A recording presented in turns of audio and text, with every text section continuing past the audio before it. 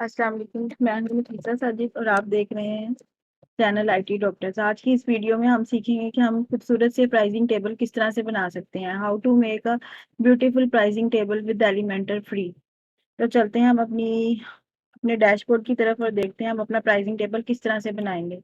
मैंने आपको दिखाने के लिए एक प्राइसिंग टेबल ऑलरेडी बना के रखा है। आप देख सकते हैं कि मैंने ये प्राइसिंग टेबल खूबसूरत सा प्राइसिंग टेबल आपके लिए बनाया है और इसको मैंने एलिमेंटर फ्री की हेल्प से बनाया है। अब यही वाला प्राइसिंग टेबल मैं आपको लाइव बनाना सिखाऊंगी अब। ठीक है, तो चलते हैं हम अपने एलिमेंटर की तरफ। सबसे पहले हम यहाँ से एक सेक्शन ड्रॉ करेंगे 3 कॉलम्स वाला, क्योंकि हमारे पास इस प्राइसिंग टेबल में 3 कॉलम्स है। ठीक है, 3 कॉलम्स वाला हमने सेक्शन ड्रॉ कर लिया। इसके पीछे हम एक बैकग्राउंड कवर लगाएंगे, इसकी हाइट और विड्थ सेट करेंगे। उसके लिए हम जाएंगे स्टाइल टैब में। सबसे पहले यहाँ से हम हाइट इसकी सेट करते हैं, इसको हम करते हैं मिनिमम हाइट और इसको हम करते हैं VH और इसको हम कर देते हैं 100। ठीक है, ये इसने इसकी हाइट ले ली। अब हम इसकी बैकग्राउंड सेट करेंगे। उसके लिए हम स्टाइल टैब में जाएंगे, इसके ऊपर बैकग्राउंड कवर लगाएंगे। ये image background image already uploaded है, इसको मैं यहाँ से सिलेक्ट करूंगी और ये यहाँ पे बैकग्राउंड इमेज हमारी लग दो। ठीक है, अब हम चलते हैं अपने तीनों टेबल्स की तरफ। I will do one thing, मैं एक प्राइसिंग टेबल बनाऊंगी और उसको देन मैं डुप्लीकेट कर दूंगी। सबसे पहले हम इस कॉलम से स्टार्ट लेते हैं, मिडिल कॉलम से। यहाँ से हम प्राइसिंग टेबल बनाना स्टार्ट करते हैं। इस कॉलम के अंदर मैं एक इनर सेक्शन फेंकूंगी, इनर सेक्शन ड्रैग करके ड्रॉप कर दिया। इसमें से एक कॉलम को डिलीट कर दिया। ठीक है, अब ये जो बाहर वाला ये जो इनर कॉलम है, ठीक है, इसकी हम पैडिंग और मार्जिन इसका सेट करेंगे। इसको हम पैडिंग देंगे, टॉप से हम दे देते हैं सपोज 70, राइट से इसको मैं दे देती हूँ 40, बॉटम भी 70 कर देती हूँ और लेफ्ट भी 40 कर देती हूँ। ठीक है, आई मीन टॉप और बॉटम हम 70 इसको देंगे और लेफ्ट और राइट इसको हम 40 दे देंगे। ठीक है, ये आपको बाद में पता चलेगा कि किस तरह से अप्लाई होगी जब ये पूरा बन जाएगा। अब हम इसके आउटर कॉलम को सिलेक्ट करते हैं। आउटर कॉलम में भी हम पैडिंग और मार्जिन देते हैं। ठीक है, आउटर कॉलम में हम इसको अनलिंक करते हैं पैडिंग को और यहाँ से हम इसको राइट से देंगे 40 और लेफ्ट से देंगे 40। ठीक है, ये हमारे पास एडजस्ट हो गए। चलिए, अब हमारे ये तीनों कॉलम सेट हो गए। अब हम यहाँ से क्या करेंगे, यहाँ से हम हेडिंग का विजिट ड्रैग करेंगे, यहाँ ड्रॉप कर देंगे। अब हेडिंग हम अपनी मर्जी के मुताबिक जैसा जो कुछ भी हम लिखना चाहते हैं उसको हम इजीली लिख सकते हैं। ये कॉलम नंबर 2 है, इसलिए मैंने इसको कॉलम नंबर 2 का नाम दे दिया। अब मैं इसी हेडिंग को डुप्लीकेट करूंगी, ये हमारी डुप्लीकेट होके सेकंड हेडिंग बन गई। अब मैं यहाँ से एक और विजिट यहाँ से ड्रैग करूंगी और यहाँ ड्रॉप करूंगी और उस विजिट का नाम है टेक्स्ट एडिटर। ठीक है, ये मैंने ड्रॉप कर दिया टेक्स्ट एडिटर को। अब यहाँ से मैं बटन को सिलेक्ट करूंगी, बटन विजिट को सर्च करूंगी। ये हमारे पास बटन विजिट है, इसको मैं ड्रैग करके यहाँ ड्रॉप कर दूंगी। अब ये हमारे पास सारे विजिट्स कंप्लीट हो गए, मीन्स के हमारे पास ये प्राइसिंग टेबल एक तरह से कंप्लीट हो गया। अब इन विजिट्स की स्टाइलिंग रहती है। सबसे पहले हम इसकी स्टाइलिंग करेंगे, इसको हम कलर देंगे और इसकी टाइपोग्राफी चेंज करेंगे। इसको हम कलर दे देंगे pure white, hash FFF, pure colour हो गया। और इसको हम ट्रांसपेरेंसी को कम कर देंगे, ट्रांसपेरेंसी कम करके हम इस तरह कर देंगे कि ये हार्डली हम इसको देख सकें। आई थिंक इतना काफी है। ठीक है, इसकी हम टाइपोग्राफी सेट करेंगे। टाइपोग्राफी हम इसको फॉन्ट फैमिली देंगे पॉपिंस।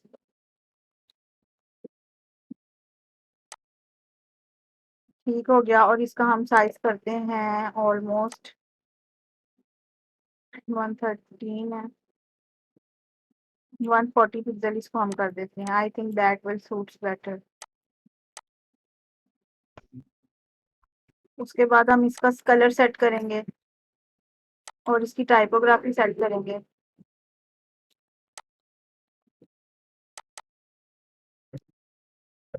इसको भी हम प्योर वाइट कलर दे देंगे, प्योर वाइट कलर दे दिया। अच्छा, ये जो ऊपर वाला विजिट है इसको हम अलाइन कर देंगे राइट में, इसकी स्टाइलिंग में हम इसको राइट कर देंगे। ठीक है, इसको हम कर देंगे सेंटर अलाइन। हाँ, ये सेंटर अलाइन हो गया। ठीक है, और ये जो टेक्स्ट एडिटर है इसको भी हम स्टाइलिंग में जाके इसको भी हम प्योर वाइट कर देंगे और इसकी टाइपोग्राफी सेट करेंगे यहाँ से हम जो कि होगी हमारी पॉपिंग्स।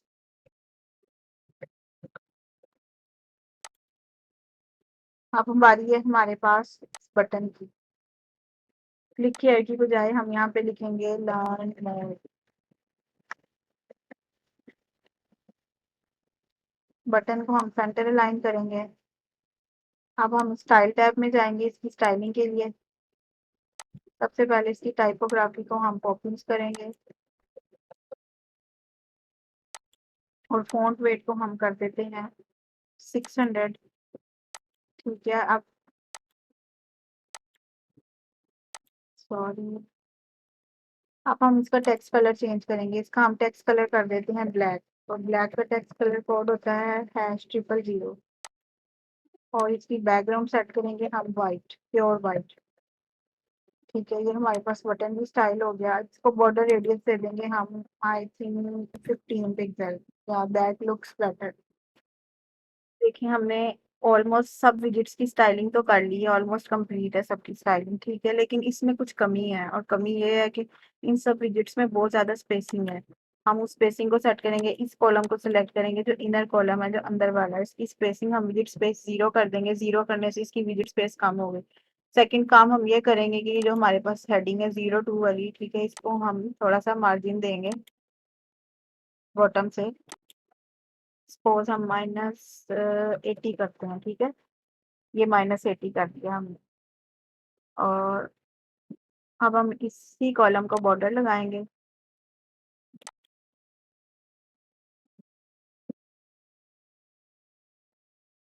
देखिए हमने ऑलमोस्ट सब विजिट्स की स्टाइलिंग तो कर ली है, ऑलमोस्ट कंप्लीट है सबकी स्टाइलिंग। ठीक है, लेकिन इसमें कुछ कमी है, और कमी ये है कि इन सब विजिट्स में बहुत ज़्यादा स्पेसिंग है। हम उस स्पेसिंग को सेट करेंगे। इस कॉलम को सिलेक्ट करेंगे, जो इनर कॉलम है, जो अंदर वाला है, इसकी स्पेसिंग हम विजिट स्पेस 0 कर देंगे। 0 करने से इसकी विजिट स्पेस कम हो गई। सेकंड काम हम ये करेंगे कि जो हमारे पास हेडिंग है 02 वाली, ठीक है, इसको हम थोड़ा सा मार्जिन देंगे बॉटम से। सपोज हम -80 करते हैं। ठीक है, ये -80 कर दिया हमने। और अब हम इसी कॉलम को बॉर्डर लगाएंगे।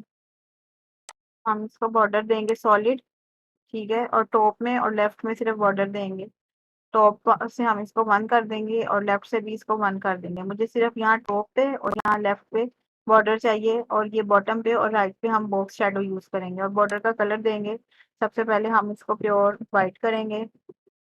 ठीक है, उसके बाद हम इसको ड्रैग करके ड्रॉप करके यहाँ तक लाएंगे। अब इसके ऊपर हम बॉक्स शैडो अप्लाई करेंगे। बॉक्स शैडो के लिए कलर इतना सेट होना चाहिए, यानी कि उसका RGBA 0000.5 होना चाहिए।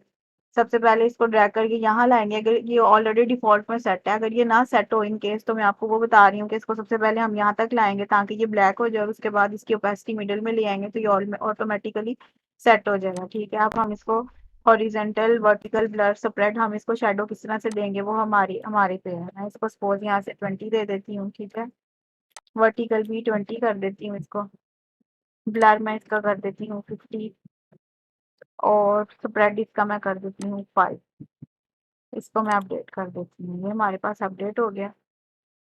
अब हमने इसी कॉलम को बैकग्राउंड, आई थिंक मैंने नहीं लगाई, इसको बैकग्राउंड भी लगाएंगे हम।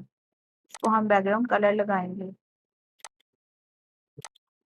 यहाँ पे सबसे पहले हम प्योर वाइट करेंगे। इसको प्योर वाइट कर दिया, उसके बाद इसकी ओपेसिटी हम कम करके यहाँ तक ले आएंगे। ठीक ठीक है, आई थिंक इतना काफी है।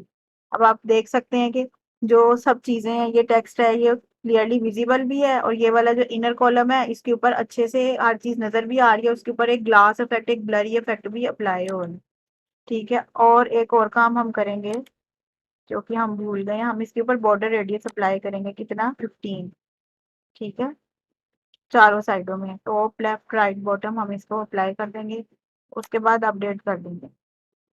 अब सिर्फ एक चीज रहती है, और वो चीज क्या है कि हम इसको, ये ब्लरी इफेक्ट तो आ रहा है, लेकिन इसका थोड़ा सा, इसकी जो ब्लरीनेस है, इसको हम और मतलब और ज्यादा इसको अच्छा कर सकते हैं और बेहतर बना सकते हैं। उसके लिए हमें CSS यूज करना पड़ेगा। अगर आपके पास एलिमेंटर प्रो होगा तो आप इसकी CSS कहाँ करेंगे, एडवांस टैब में जाके यहाँ पे कस्टम CSS में इसकी टैब आप CSS कर सकते हैं। लेकिन अब भी हमारे पास क्योंकि एलिमेंटर प्रो अवेलेबल नहीं है, हम क्या करेंगे, यहाँ से हम इसको क्लास देंगे। सपोज हम क्लास का नाम देते हैं CSTM means custom underscore class underscore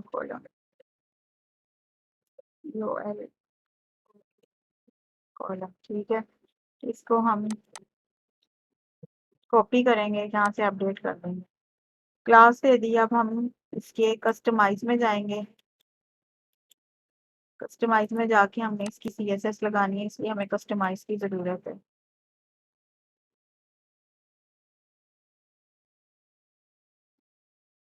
ये हमारी एडिशनल CSS है। यहाँ पे ऑलरेडी उस जो मैंने आपको ये मॉडल दिखाया था, ये डेमो जो दिखाया था, उसकी CSS ऑलरेडी यहाँ पे पड़ी हुई है। हमें सेम यही CSS उठा के नीचे लगानी है, सिर्फ हमने अपनी नई क्लास जो हमने इस कॉलम को दी है वो लगाएंगे। हमारी क्लास क्या है, कस्टम क्लास कॉलम, ठीक है। यहाँ पे हम जब हम क्लास लगाते हैं तो सभी को पता है कि उसके स्टार्ट में हम क्या लगाते हैं, डॉट, एक डॉट लगाएंगे। और बाकी सारी यही वाली CSS यहाँ से कॉपी करेंगे, Ctrl+C, और यहाँ पे हम पेस्ट कर देंगे। Ctrl+V करेंगे, ये पेस्ट हो गई। अब इसको हम पब्लिश कर देंगे। अच्छा जी, पब्लिश कर दिया हमारा। इसको अब हम व्यू करते हैं एक कॉलम को कि ये कैसा दिखता है। ये एक कॉलम है, इसकी ब्लरीनेस में भी थोड़ा सा डिफरेंस आ गया है, पहले से ज्यादा ये ब्लर हो गया है।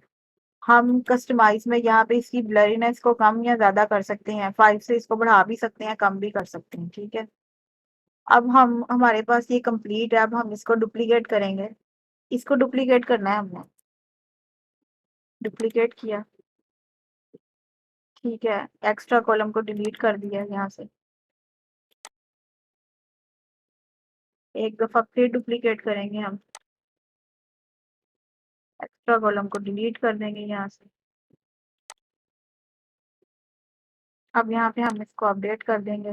अब हम इसकी इसकी नंबरिंग, इसका डाटा वगैरह जो भी है उसको हम सेट कर सकते हैं। जैसे कि हमारे पास ये वाला जो है, ये नंबर 1 है, इसको हम लिखेंगे 01, ठीक है।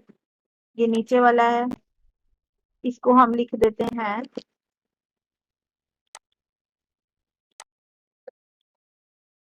टेबल 2, टेबल 1, सॉरी 01 कर देते हैं।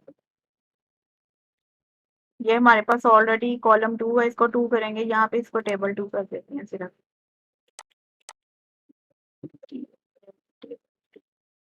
और इसको हम कर देते हैं 3 कर देते हैं। और इसकी बैक पे भी हम, सॉरी, इसको हम करेंगे टेबल 03, ये टेबल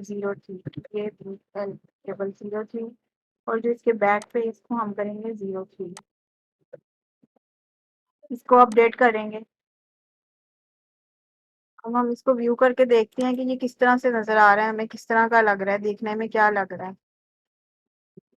इसको अपडेट किया और ये आप देख सकते हैं किस तरह का लग रहा है। Awesome, it's looking good to me.